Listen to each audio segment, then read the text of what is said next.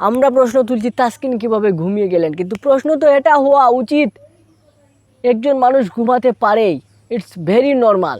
একজন মানুষের সমস্যা হতে পারে, ঘুমের সমস্যা হতে পারে, ঘুম লেগে যেতে পারে, এটা অ্যাবনর্মাল কিছু না। কিন্তু অ্যাবনর্মাল এটা যে একটা টিম বাস চলে গেল, একজন প্লেয়ার যে আমাদের একাদশের প্লেয়ার, তাকে ছেড়ে আমি টিম বাস নিয়ে চলে গিয়েছি। ওয়েলকাম টু দ্য ক্রীড়ার দুনিয়া। তো বন্ধুরা, আমরা কি শুনতে পেরেছি?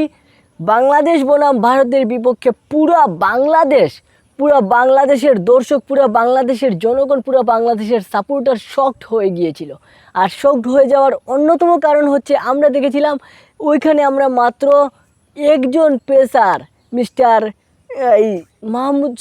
আমাদের মিস্টার মুস্তাফিজুর রহমানকে নিয়ে খেলতেছি।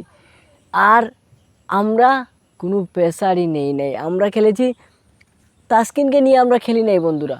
শরীফুল ইসলামকে নিয়েও আমরা খেলি নাই।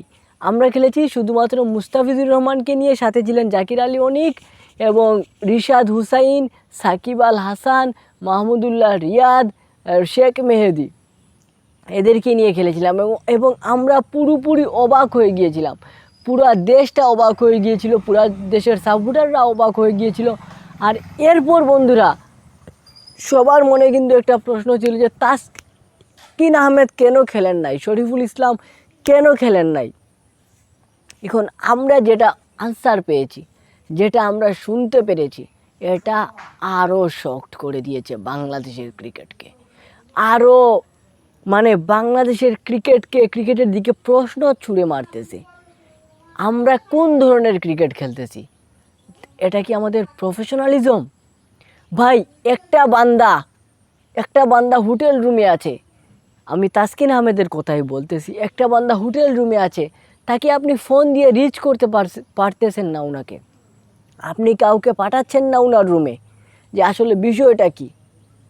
হ্যাঁ, আমাদের রিয়াসাত আজিমের কিছু সময় মাঝে মাঝে আমি সমালোচনা করি, খালেদ মাহমুদ সুজনের মাঝে মাঝে আমি সমালোচনা করি, কিন্তু ওনারা একটা কথা খুবই ভালো বলেছেন, যে যদি বান্দাটার কোনো কিছু হয়ে যেত, আল্লাহ না করুক, যদি বান্দাটা অজ্ঞান হয়ে পড়ে থাকতো হোটেল রুমে, যদি বান্দাটা, আমরা তো শ্রীদেবীর বেলায়ও দেখেছিলাম, শ্রীদেবীও তো হোটেল কক্ষেই মারা গিয়েছিলেন, বাথটেবে মারা গিয়েছিলেন। এমনও তো হতে পারতো উনি ওইখানে হোটেল রুমে মরে পড়ে আছেন।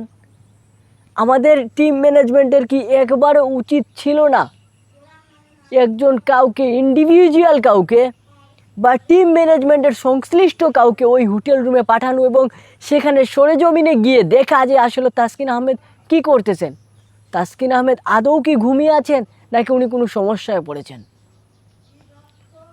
হাউ আমরা প্রশ্ন তুলছি তাসকিন কিভাবে ঘুমিয়ে গেলেন, কিন্তু প্রশ্ন তো এটা হওয়া উচিত একজন মানুষ ঘুমাতে পারেই, ইটস ভেরি নর্মাল।